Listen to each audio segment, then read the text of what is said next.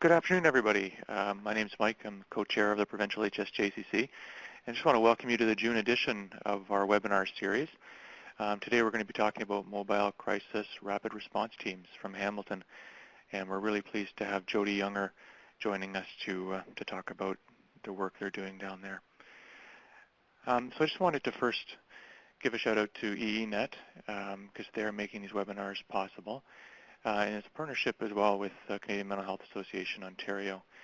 And I'd like to ask that if you have questions through the presentation, please enter them in the question and answer box on the left-hand side of the screen underneath my mugshot. That way, at the end of the presentation, we can have the presenters answer all of those questions. Also, if you have any technical trouble, if you can't hear or you're having trouble following along, please let us know in that Q&A and try to make things work for you. Now, those sites that have more than one person participating, I'm going to ask that through the presentation, if you could just indicate how many people you have at your site who are watching so that we can get a better sense of how many people are joining us today. There will be a short survey at the end, so please take a couple minutes after the presentation to fill out that survey, and it'll help us plan for the next session's webinars. So an overview of the presentation today, I'm going to talk for a couple of minutes about the HSJCC and what the role of that committee is. I'll then hand it over to Jodi to talk about the Mobile Crisis Rapid Response Team. And then at the end, we'll have some questions and comments from those who've been participating.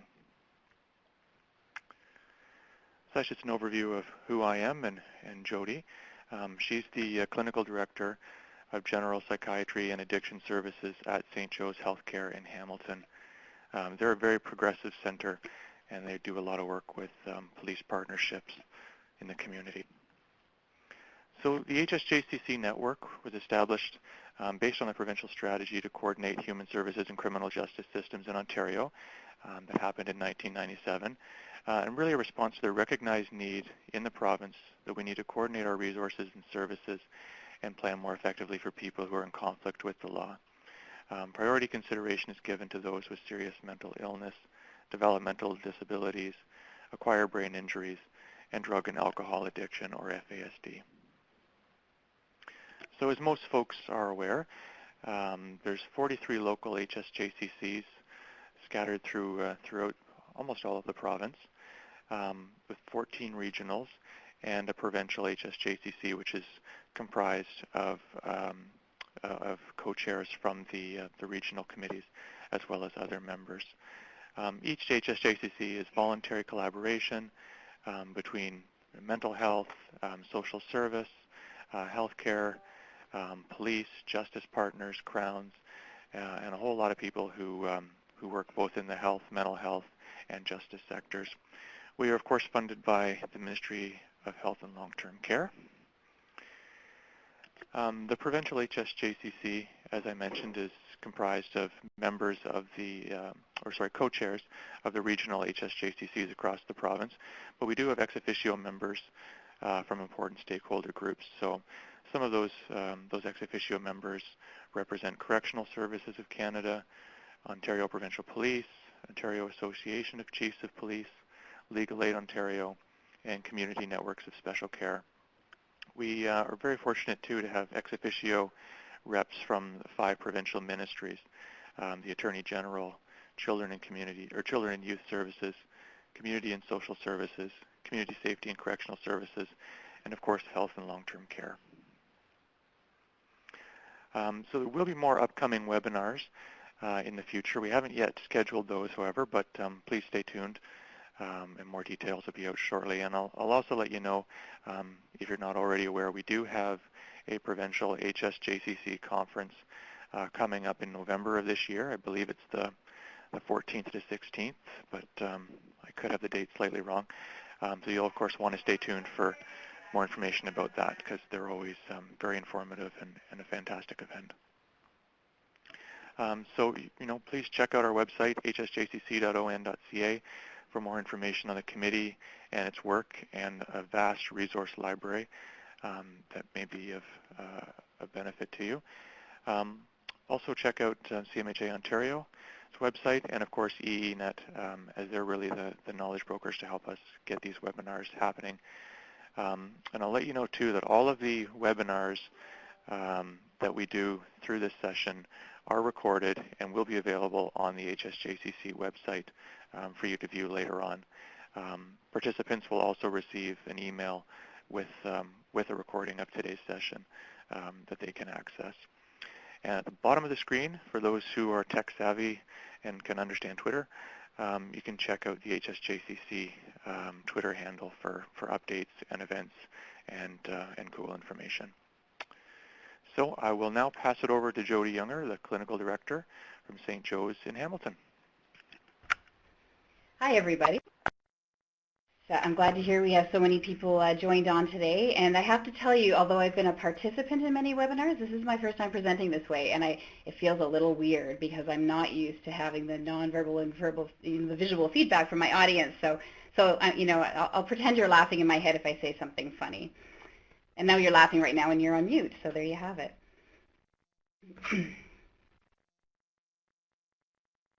Okay, so a number of objectives that I'd like to get through today, and we are going to save questions for the end just to be most efficient, but I'm going to try to move along quite quickly so that we have lots of time for discussion and questions, as I typically do.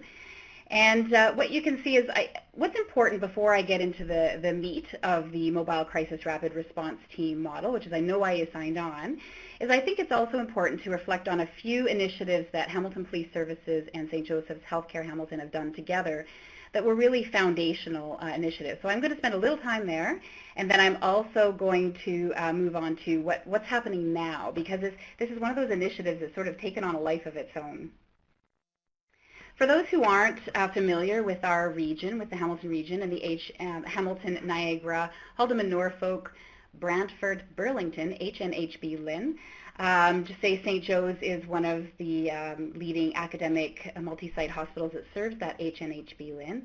And the number of our beds, more than half in fact, are mental health beds here at St. Joe's, as well as a full acute hospital. And you can see that a large number of, sorry, I am calling from the hospital, so we may hear the odd overhead pages. I can't control those, unfortunately. About 13% of our 110,000 visits to our emergency room a year are mental health related, and that's probably an underestimate, quite frankly, because there's a few folks who probably don't even come to our attention who come through the ED. And likewise, you can see our Hamilton Police partners serve a large demographic and a large population, and it just gives you a sense of where we are if you're not familiar with our geography.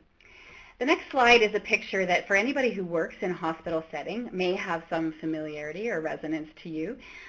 This is actually one of our superintendents took this picture one day. He was driving by, and I think it's sort of a little bit like Where is Waldo? We tried to find all the police cars in the picture, and in fact, I think we ended up counting 14 at the end, as some of them are hiding there behind the ambulances. And this, of course, if you were pulling up to a hospital with, a child with a broken arm, and you saw this parked outside of your emergency room, what would you think?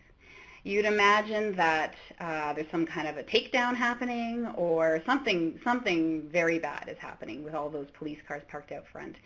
And this picture resonated with all of us, police services as well as our hospital, to say, we need to really do something differently here, because this isn't okay. And at the at the highest level, it is a criminalization of those with mental illness when people walk into an emergency room and see this many police officers with our patients receiving care. And so with that, we've been working together with Hamilton Police Services for a few years now on a number of initiatives. And this one slide, you'll have the slide deck to sort of dig into more detail, but this one in particular outlines a few of our major initiatives and how they compare to uniformed police officers alone as far as intervening when there is a mental health crisis. And I'm going to just go into a little bit more detail of each of these. So people are probably most familiar with the COAST model, Crisis Outreach and Support Team. COAST is a St. Joe's program governed under St. Joe's. And for those who aren't familiar, it is a secondary response model in that crisis calls might come through to police, and then police might identify a mental health issue and secondarily alert COAST, or likewise hospital emergency rooms or other folks might call COAST for crisis supports.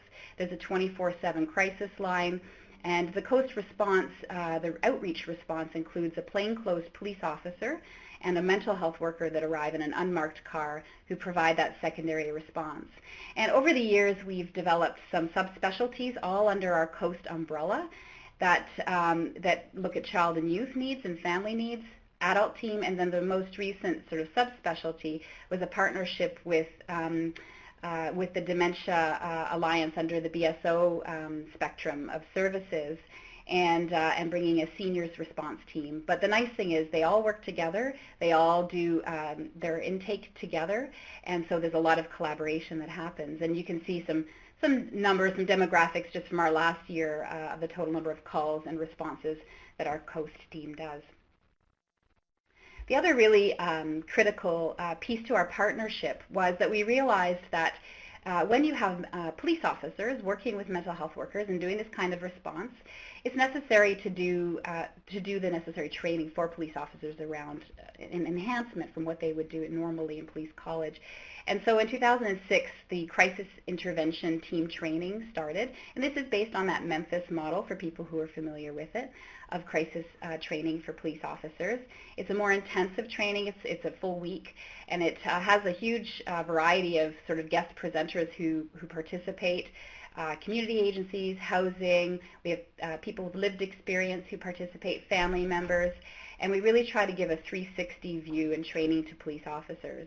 For anybody who's a Coast officer, as well as you'll hear an MCRRT officer, they must be CIT trained. It's absolutely critical. And in fact, the police services use CIT trained officers to do replacement for vacation hours and those kinds of things with respect to the different teams that we have.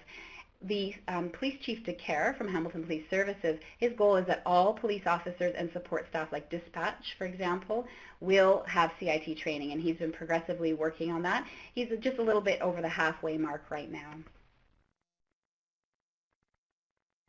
The next sort of evolved partnership was some work that we started in 2012 when the police chief came to our hospital president, and back to that picture that you saw with all the police cars parked out front, said, you know, police officers spend a lot of time waiting in the emergency room with people that they bring to your hospital for care. And when they're spending all that time waiting, they know that sometimes that's probably not a necessary wait. And as a hospital, we were concerned about, as I say, that sort of criminalization of the mentally ill, you know, where we have police officers sitting with folks in our waiting room. And so we agreed jointly to work with Hamilton Police to look at a way to improve the amount of time and reduce the amount of time police officers were spending waiting in our waiting room. And what we saw when the Police Chief DeCare came to us was that the average wait time was over 2 hours, but the 90th percentile wait time was closer to 3 and pushing over 3 hours. And you multiply that by 2 officers per every person brought in and however many people waiting, and you can imagine the amount of time. So we worked very quickly. In the course of 1 month, we pulled together a change team using very much lean principles of just do it's and rapid change models. And we looked at where there's some quick things we could do to improve this process, and then we got to some core issues. We call it the elephant in the room. The issues such as you must have a Form 1 on a patient before a police officer can leave the hospital. I'll cut to the chase because this presentation isn't about the transfer of care protocol, to say that a legal opinion has told us that in fact in Ontario that's not the case. Police don't have an obligation under the Mental Health Act to stay until a Form 1 is issued. And as soon as we started taking some of these elephants out of the room, we could really get to the heart of the matter, which was really about communication between police officers and nursing staff. And so we created this form, and I'm happy to share it. I know it's a tiny image on the PDF here, but I can share you the big image of it. And the bottom line was to open up those lines of communication and improve how that sort of, we would call it transfer of accountability in hospital world, how that happened. And to identify patients who are low risk, medium risk, and high risk, and an action based on that category. And the bottom line, you can see the stats there, over 2 years now, actually almost 3 years, July, my goodness, we're almost there. July is 3 years we've been doing this. 67% of the patients who come are considered low risk. And that's what the police had told us. These are folks you guys know already. And 23% were medium risk. That left 10% that were high risk, and frankly, those are patients who are usually triaged quite high. They're usually quite unwell, often intoxicated or agitated, who really need immediate attention, and we get to those folks pretty fast anyway. And so with that work, we were able to bring our wait times down considerably, and we've for 3 years now, we've kept them down around the 70-minute mark. And I'm going to talk a little bit more about this as we talk about MCRRT, because in fact we've made that even quicker still. And then importantly, the 90th percentile has also dropped significantly, which you can see on this slide. I have data to December 2014, but we do track it monthly to make sure we're staying on target. And if we fall off target, we had a blip in February where we bumped up to over 100 minutes. We have an immediate huddle with our police partners, and we look at the reasons why that is. So we've done all of this developmental work, trying to work together to build some trust and relationships, and we were sitting around the table talking about this transfer of care process pretty well at the culmination of it, where we had successfully implemented it and quickly made the change. And somebody said around the table, well, it's great that we've done this, but has anybody ever stopped to ask the question, why are so many people coming to the hospital in the first place? And of course, for those of you, I know most of you know Terry McGurk, who's been really the person who's driven all of these initiatives. He's the engine. I'm speaking on his behalf because you'll hear in a minute why he's extremely busy at the moment. And he said, you know what, we have thought a lot about this question, Jodi, and really the issue is we need mental health workers to be first responders. We need them in the moment of crisis because we feel that there's a number of people who police respond to in crisis who really would probably not need to come to hospital if a mental health worker could do an assessment. And so we sort of looked back at what kind of models were out there. And in fact, there's a lot of COAST-like models, secondary responders, but really there are no first responder models. So we started to look at some of the literature around the demand for this kind of idea. And we know the factors, I've had it on the slide here, that relate to the criminalization of the mentally ill. And one of the big one is that police are often the gatekeepers of deciding who comes to hospital. And of course, for most police officers, even those who are CIT trained or have years of experience, if they're at all concerned about risk, they're going to err on the side of caution. If somebody's expressing suicidal ideation, they're going to bring them in to be seen, right? They aren't psychiatrists. They're not mental health professionals. And because we don't do those assessments in a timely way, we end up in this sort of drag to hospital. So we also know that there's lots of evidence that with CIT training and with COAST-type models, crisis models that many of our communities employ, we do reduce the amount of people brought to hospital. And COAST has, if you look back on the slide on COAST, demographics to show there's only a very small number of people brought to hospital who actually contact COAST. But it's very hard to know exactly what type of police training would you need to do a 911 response to reduce the amount of people unnecessarily brought to hospital. And even when they do, of course, there's still lots of time spent waiting in the emergency room. And there was a recent couple of papers that looked at the consumer experience, the person with the lived experience who's on the receiving end of these 911 calls, and I've put the references on the slide there, to look at what would their preference be for supports. And the preference for supports is a ride. Clients would identify it as a ride-along model, and that's kind of where we're going here now with MCRRT. All right, so the next slide has an image of Inspector Glenn Bullock. Inspector Bullock has been my partner in crime, and this is where I'd expect a chuckle from my audience, so hopefully you're chuckling into your muted phones. Yes, he's my partner in crime in determining this and creating this model. And normally he and I often present this material together, and I really wanted to bring his voice here, but apparently YouTube doesn't play so great on webinar, but we do have an audio clip, and I'm going to have Glenn explain to you some of the basic principles around MCRRT, and then I'll come back and dive in a little deeper. Just to say, for any of you who are listening on a phone, you're not going to be able to hear this, but you can click on the YouTube link and watch it yourself. But for anybody listening on computer, you'll hear it, and I'll be back to you in a couple of minutes when it's done. The Mobile Crisis Rapid Response Team initiative began as a proof of concept project with St. Joseph's Hospital. It was kind of the evolution of of policing here in Hamilton and our response to those in crisis. This is a first in Canada program in the way we're responding at the front end with a police officer and a mental health clinician to 911 calls generated by people or situations who are in crisis. Well, the origins of the program are essentially the really great partnership between St. Joseph's Healthcare in Hamilton and the Hamilton Police Service. We felt that there was an important piece of the puzzle missing with response to that frontline policing response, that 911 response, if you will. So we, the Mobile Crisis Rapid Response Team, is the culmination of that evolution. The program is running 7 days a week now. We have 2 teams reporting during those 7 days, every day from 10 a.m. to 1 a.m. A 50% improvement in response availability compared to our proof of concept project. Of course, we can't do this without funding, and the funding source from the LIN was absolutely instrumental in being able to move forward with our launch of our full-time model. I think the most special part of this program is the ability to respond with the right resources at the right time. The key to concluding something in a really positive way for somebody suffering from mental health is to get there at the front end of their negative experience, and then to get them the right resources, whether that be further healthcare resources, getting them medication, facilitating a doctor's visit, and maybe in some cases even getting them to an emergency psychiatric treatment facility.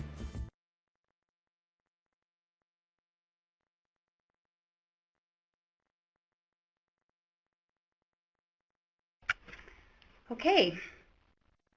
So that was, I was pleased to let you hear Glenn Bullock's voice a little on this, and if you have the time to listen to the full clip, there's some other images and stories that he tells on that you might be interested to listen to.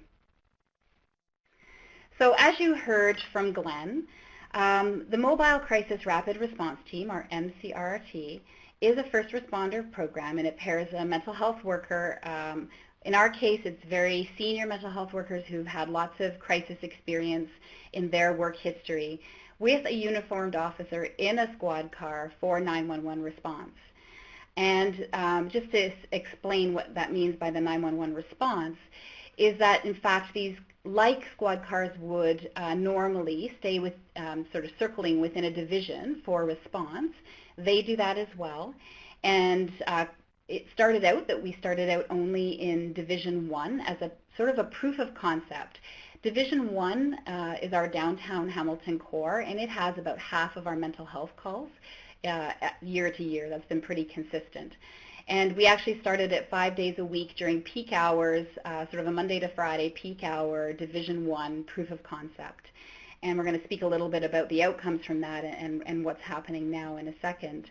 But they are waiting for a call that may have a mental health element to it. But the really interesting thing is, because the mental health worker is in the squad car, sitting with a laptop, who also has access to the COAST database, and is a seasoned worker who has been on a number of COAST type calls, oftentimes a call will come across the radio, the police radio, and the mental health worker will say, I know that address, I know that circumstance, we need to go to this one.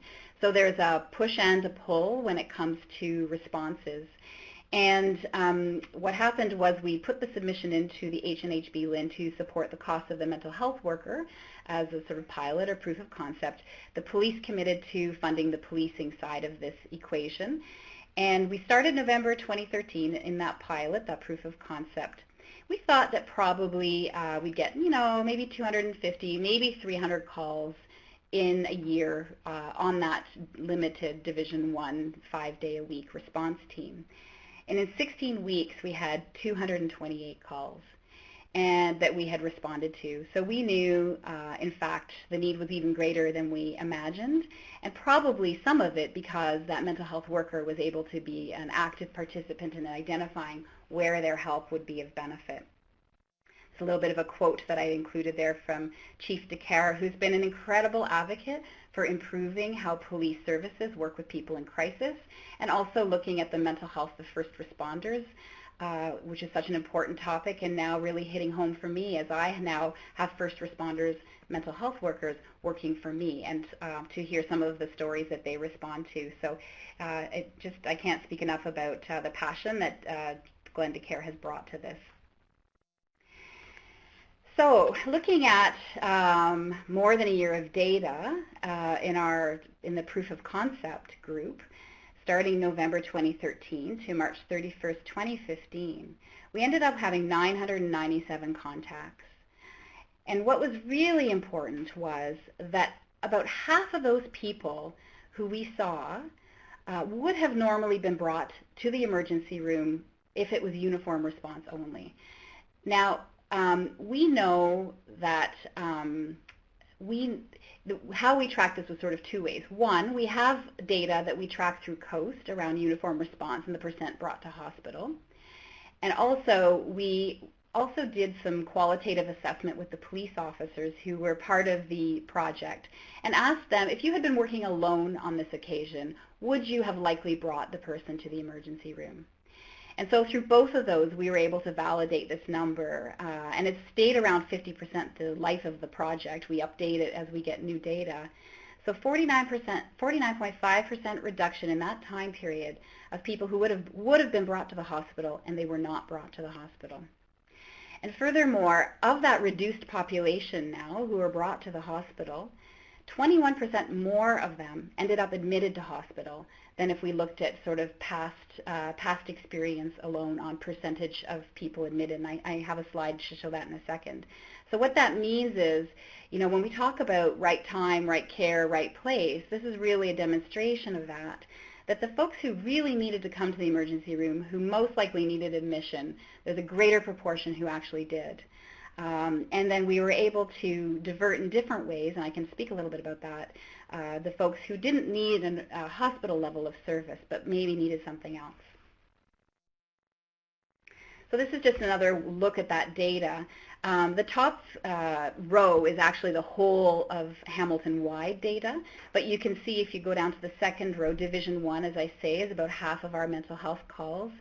And then you can see the percentage, if you look at the uniformed officers only, the percentage that are seen in the emergency room, and then discharged from there, and then the percentage who then get referred to psychiatric emergency services, and then from that group the amount who end up admitted, and compare that to the MCRRT statistics. So you can see a much greater proportion of admissions happening. Of course, it's a more limited data pool because it is only during our pilot phase, but clear enough data trend that supports some of the subjective qualitative assessments we've done with the officers, as well as our other, looking at our historical data. And another way to look at this, and it was certainly important information as we've moved forward on this for the Police Services Board and for the City of Hamilton, who fund our police services. Another way to look at it is how much time has that diverted from police officers waiting in the emergency room.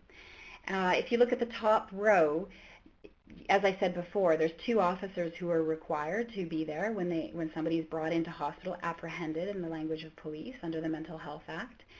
And if there were 997 people seen and the apprehension rate was 75%, which is the norm, and you do the math times 2 police officers, and we say, let's say a 75-minute wait time, if we're going on the upper end of what our average wait time kind of ranges between 75 to 70 minutes.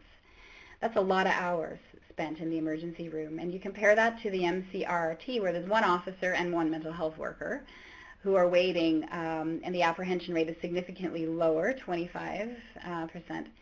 And the interestingly, secondary effect of this is that the wait time for that team is around the 60-minute mark, and actually we dipped below 60 in the last few months. We're trending down to 50. And the reason for that is when we dove in to understand it better is primarily because if you think about it, they've had that preliminary mental health assessment in the field as it's happened. And that assessment's been done by a respected and skilled mental health worker. All of our mental health workers are regulated health professionals. And so by the time they've come to hospital and the handover with emergency room, We now have actually a psychiatric nurse who works as part of the initial physician assessment, or initial assessment by physician, IAP, for people who work in the hospital world. You'll know what that is. It's one of the targets we're measured on and how fast we move people through our emergency room. By the time they've done all of that, the handover is very fast because the assessment's basically done. And then that's validated through the psychiatric assessment and PsychEmerge. So the wait time and the turnaround time is much faster. That's a significant reduction in policing hours. I understand this is simple math. There's lots of factors that go into this. But in a simple view, that's about an 85% reduction in potential hours. So we did the proof of concept. We were able to achieve better than we thought we were going to achieve. And so what's next? What's new? The first step was that the LHIN was very supportive and impressed with the outcomes that were happening. And just to say, I'm going to talk a little bit about research and evaluation, but we were also at the same time receiving quite a lot of compliments, which we rarely get, and police almost never get. Compliments, emails to the chief saying, I had this team respond, and it was really, really helpful and very different, and thank you for that. So it was it stood out from a qualitative perspective as well. And so in all markers, we felt this had been quite successful, and the LHIN agreed, and they agreed to allow us to fully have a full complement to cover the whole city of Hamilton 7 days a week. We're not a 24/7 operation. Our lines, we have a line that crosses over. Essentially, we have two lines, and it's 10 a.m. to 10 p.m. and then 1 p.m. to 1 a.m. So there's some crossover period during the real peak hours. And now those two lines, the two squad cars, can cover the entire city of Hamilton for that response as needed. And so the LHIN funded the mental health worker component of this, and the Police Services Board and the City of Hamilton approved Chief DeCare's budget to support the policing side of this. So that was a really good news story, and we were able to expand April of this year, and so since April we've been now operating at full capacity and continue to collect the data that you've seen. So shortly we'll be having a look at about 6-month mark around our data for the full city. But as this has gone on, and I've put some media clips, we've had a lot of interest in the model, a lot of media attention, because it is an interesting story. And through that awareness, and because our LHIN is very much promoting integration at the LHIN level, the LHIN approached us and said, would you be willing to also work with teams from across the LHIN where there are coast-type models already in existence to partner with, and look at replicating MCRRT across the LHIN. And so, in fact, in the fall, Niagara will probably be first off the mark. I think we're actually midsummer for Niagara, I think July is their start point. They're going to be implementing an MCRRT response in partnership with Coast, which there is hosted by the CMHA.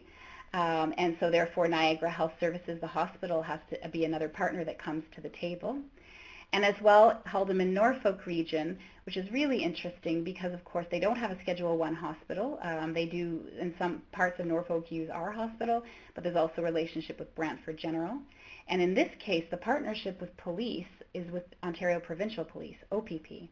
So that's a whole other model that we're trying to take what we've done here and look at how it's the same and how it's different in a rural region the size of PEI with OPP as our partners. That's completely different again.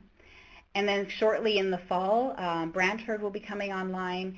And then most recently, Burlington, who in poor Halton is split into two LHINs, which I know the Toronto folks are quite familiar with.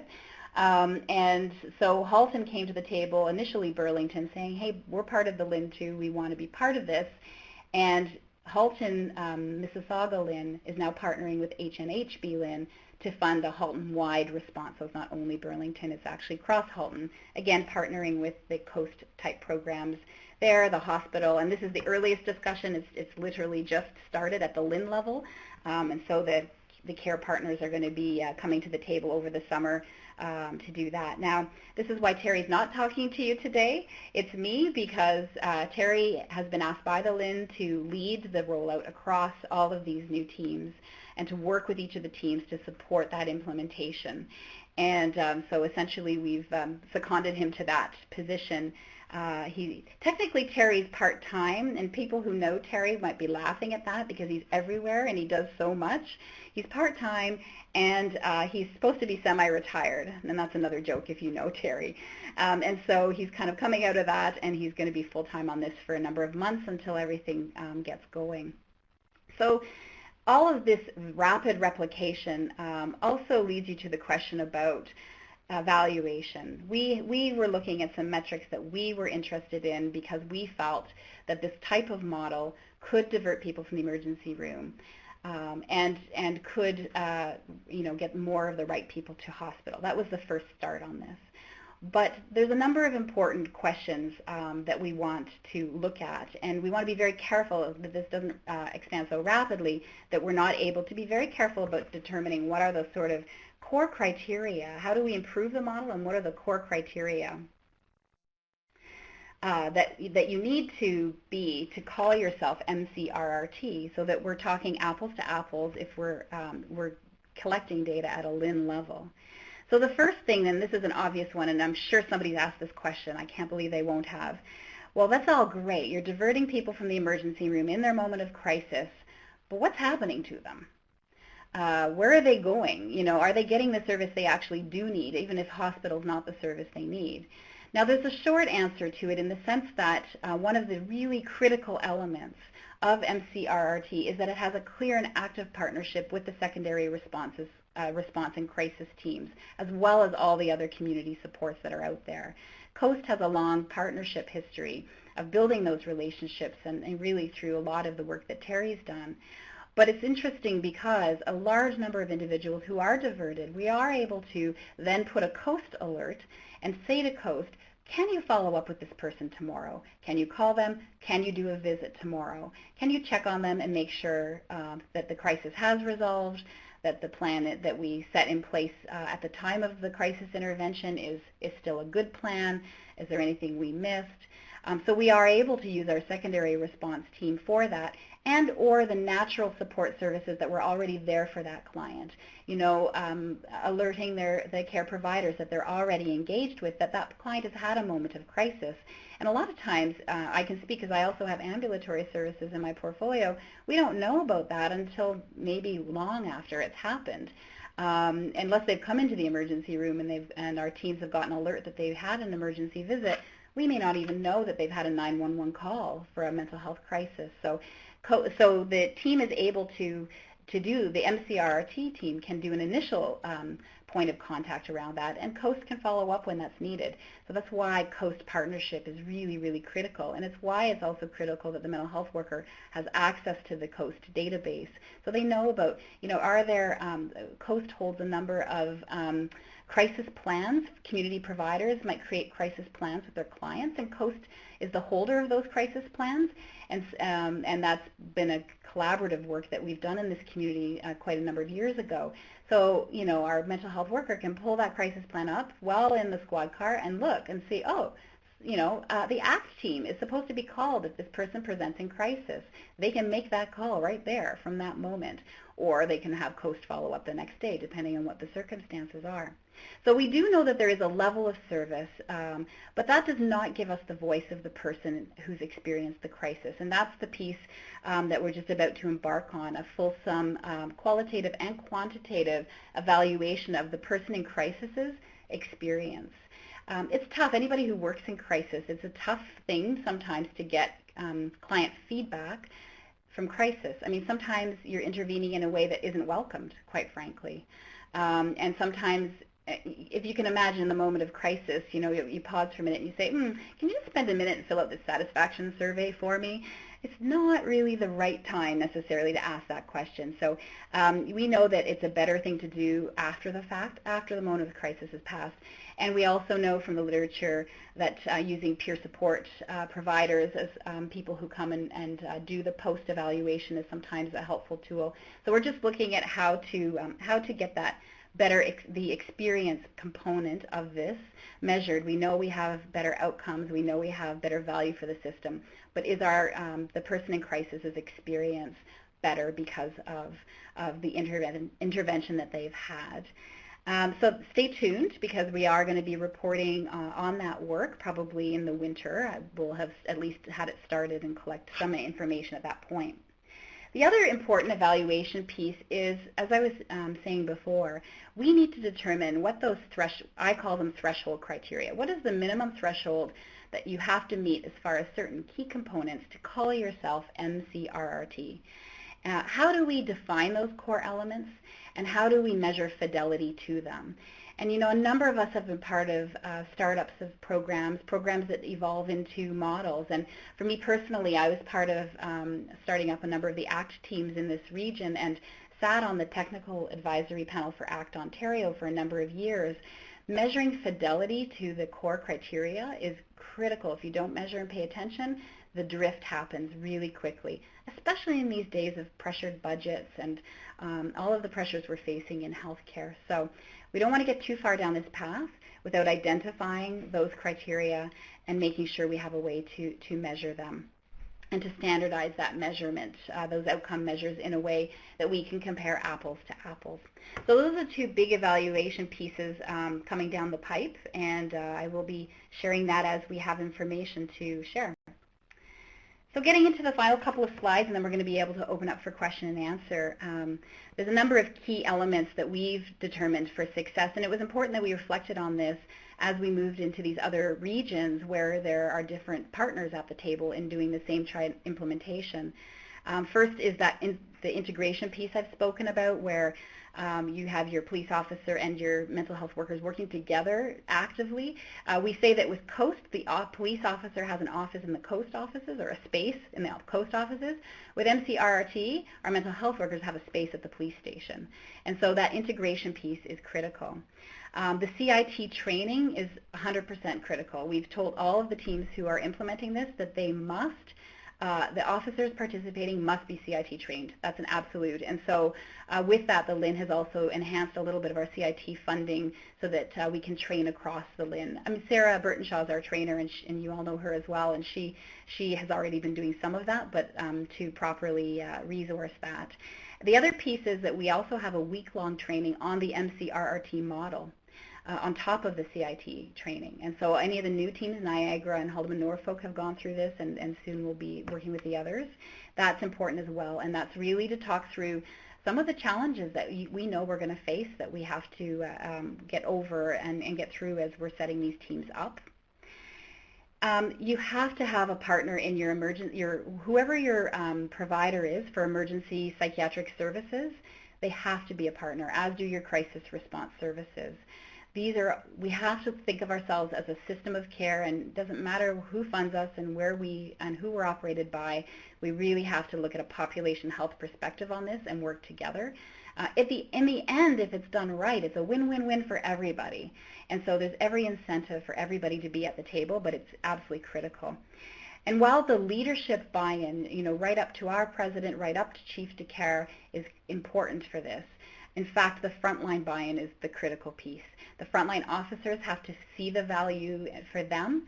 The frontline mental health workers have to feel safe in doing this work. And that piece is probably the most critical. And as a result, we have very active supervision on both the policing side and the mental health worker side to make sure that those pieces remain in place as we roll the model out. So really, at this point, I'm opening it up now. I think some folks are going to moderate the questions for us. On my final slide here, I have a link to a Canada AM program. You see Sarah, for those who know her, Sarah Burtonshaw and Chief Glenn DeCare. I mean, I think the fact we have a frontline mental health worker with the Chief of Police on Canada AM together speaks to the nature of our relationship that we've built and trust.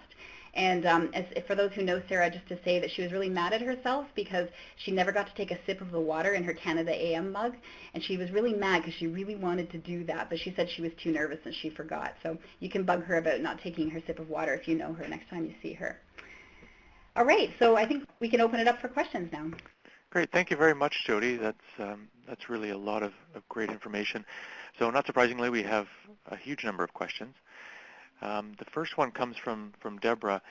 She's asking in the beginning of the presentation, does the 261 taken to the hospital refer to the number of occurrences or the number of individuals? That's the number of occurrences. So there could be more. They could be. It's not unique individuals, so it's occurrences. So you could have some people brought in multiple times, if that's what you're wondering. Yeah. Okay, thank you. The second question we had was, what sort of pushback have you seen in implementing this model? You know what? Remarkably, very little pushback. And you know, I think we're going to maybe have more to say on that as we move into some of the other regions. Because of the work that Coast had already done in establishing our relationship with police, everybody was really on board. I will say that I think the frontline officers were probably initially a little skeptical. Now, the officers who were part of MCRRT were well known, many of them had been Coast officers in the past, so they were quite welcoming. But when that's why we did the subjective evaluation of all of the frontline officers in Division 1 to ask them their experiences after we'd been doing the model for a while, because we wanted to make sure that initial sort of skepticism had been addressed, and in fact, it was. I've never seen such a high response rate. It was almost 100% of people responded, and out of that, almost every category was at almost 100% satisfaction as far as how happy they were with the model and some of the benefits of it from the policing side of it. The mental health workers, no pushback at all. But again, as we grow and we have more people who are going to be working in this model, I would imagine we might get people who are concerned about personal safety, wanting to make sure there's protocols for that, which there are. I could see those maybe being elements in communities that haven't maybe built as strong of a relationship with policing partners. Okay, thank you. Just before I move on to the next question, I want to remind folks too, if you are at a location with more than one person watching the webinar, if you could just type in the comments the number of people that you have at your site so we get an accurate reflection of the numbers. So the next question is from Sarah. She asked, Jodi, you talk about senior mental health workers. Do you have various disciplines represented, i.e. social workers, psychologists, etc.? Great question. So in our case, we have all of our mental health workers are under OPSU. So it is actually a job classification called mental health worker. But but the criteria or the qualifications for that role is that you must be a regulated health professional. And so we have people who are RN, occupational therapy, Sarah's an OT for those who know her, social work, and you could have psychologist or psychological associate as well, although I suspect the pay scale might not pay a psychologist at the rate they would be used to, but certainly a master's prepared psychological associate who's registered with the College of Psychologists could also be there as well. So they have to be regulated health professionals, but it's an interdisciplinary job title. Okay, thank you. The next question was from Deborah. She asked, how does the deployment of COAST versus CIT versus the MCRR team get decided, or is it based mostly on availability? Another good question. Okay, so deployment, CIT is the training that officers have had, and they become part of that crisis intervention team once they've had the 40 hours of training. So you may have a CIT trained officer and a non-CIT trained officers in a squad car police response alone, and they would respond like any other police officer. Typically, if they're responding to a mental health call, the CIT trained officer will take the lead on it, but there's no special deployment for them. With respect to the COAST team, they are a secondary responder. So they get deployed when a call comes in through their crisis line or to their crisis office. And as well, Hamilton Police will do what we call a COAST alert to say that they've responded to a 911 call recently. They feel that a COAST response and follow-up would be beneficial, and that's why it's a secondary responder. They would go in after the fact, which is what most crisis models are. They respond after someone's been identified in another way. COAST could also be deployed if a mental health agency had a concern about a patient. Maybe we've had someone leave the emergency room precipitously and we're concerned about them. We might put a COAST alert out on them to say, can you see if you can find them and assess them? So they are deployed as a normal crisis team would be through calls that come through crisis and as well through a police alert following a 911 response. MCRRT are deployed and dispatched as 911 responders are. So they are the dispatcher will do some triaging around whether they believe this to be a mental health call, and they will dispatch the squad cars. It's Charlie 91 is the Division 1 car. They'll dispatch like Charlie 91 to this call. If they are the closest responders to the 911 call, they will be there first on the scene. Sometimes they're not the closest responders. There may be another squad car that gets there first, because most 911 calls have more than one squad car respond. But more often than not, they are first on the scene, and they are dispatched like any 911 call with some level of scrutiny as to whether they believe there's a value to sending that particular team to the call for mental health. But they also, if they are the closest call to a non-identified mental health call, and there's this call that goes out, they may respond. And in fact, there's been a few that didn't get triaged by dispatch as mental health, but when they arrived on the scene, it was pretty clear actually that was the issue. So even then, they're still sometimes catching folks who might have gone to police-only response otherwise. So I hope that answered the question, but people can always email me if something I've said doesn't make sense to them. Okay, thanks, Jodi. So the next question was also from Deborah. She's got lots of great questions. She said, if the 279 officers that are CIT trained, what percentage of active officers does that represent? It's a little bit over half of the force right now. I believe the force is the active force as far as uniform, or I'm forgetting the labels. Police have like civilian members, which would be like their dispatchers, and then their uniformed members. So that represents, I think it was about 57% of their uniformed officers was what Chief DeCare said recently, and their goal is 100%. Great. And our next question was from Michael. He asked, has this model ever been discussed or piloted in rural communities? And if so, what were some of the identified challenges? And we actually had somebody else, Penny, follow up to his question. And she mentioned that this model, they have a model, in Huron-Perth, which is a rural community, that she would be willing to discuss. So I'm wondering if you're aware of any other models, Jodi, that have been piloted in rural communities. And it'd be interesting to know the model in Huron-Perth. So maybe you can connect with me. I think you said it was Penny. Maybe you can connect by email with me after this. To our knowledge, there are no 911 responses. A lot of them are still secondary responders. And so we do know crisis response in rural areas. There's lots of teams that do that work. So at this point, I'm not aware. So maybe some of the folks who are in the audience have other information they're aware of to share. But our first major rural area will be Haldimand-Norfolk. As I say, literally that Haldimand-Norfolk region is the size of Prince Edward Island. It's quite rural. Well, it's mixed, urban and rural, really. They have both. And that'll be our first go at it with our partnership with the OPP there. So, but yeah, I'd love to hear from others. So let me know if you know of models. Great, thank you. The next question was from Tammy. She asks, do your crisis workers have any sort of use of force training, or are they required to wear vests? And if so, how are they identified? Oh, sorry, I lost the question. How are they identified riding in the front or back of vest? Good question about the identification. I'm not sure that they are identified in any way special to say mental health worker, but that's actually a really good question. I'm not 100% sure if they have something on there. They do wear a vest. You probably saw there were a couple of images, one of Sarah, I think, in the one where I had a few news articles on this slide, and one of Monty Denali earlier in the slide deck. So you will see that they do wear a vest.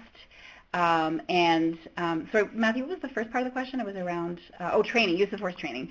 And yes, they do go through use of force training.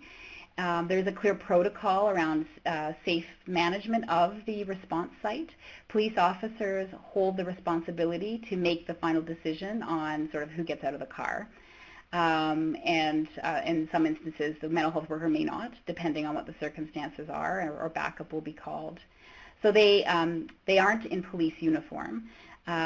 Really good question about identification. It's actually something we should maybe think about.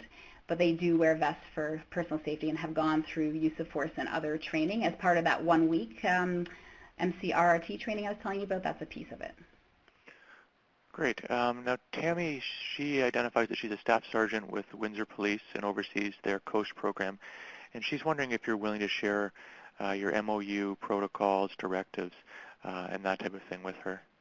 Yeah, I'm happy to share anything. If I think we were going to give my email maybe at the end. I'm not sure if it is. I believe it's posted on the left now, so hopefully people can see that. So yeah, it's younger, Y-O-U-N as in Nancy, G-E-R, at St. Joe's, STJOES.ca. So feel free to email me and I'll share whatever you want. We've shared the transfer protocol, the observational I talked about with lots of folks. And we do have an MOU as well for that whole protocol that I'm happy to share. Thank you. Deborah had a question, and that is, have you conducted any consumer family evaluation of COAST versus MCRR, and how does the feedback compare? I think you kind of touched on that, but is there anything else you'd like to add? Yeah, I mean, so maybe the question came in before I got to that piece on evaluation.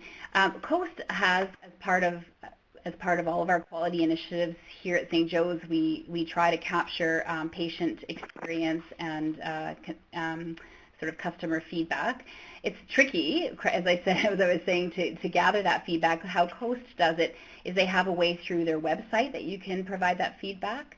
And because often that's the best way for folks to kind of do it after the fact.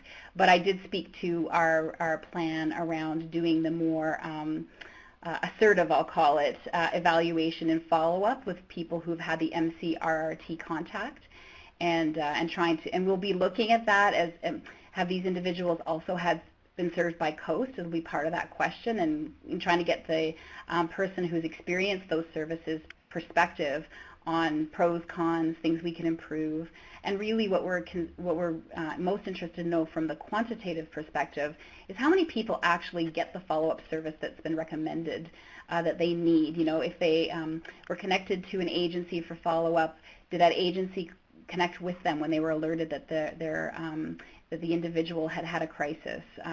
If they were referred somewhere for a service, did they get picked up in a reasonable amount of time? What we're trying to do is identify those gaps so that the people who are diverted from the emergency room aren't lacking in services. That's the primary goal.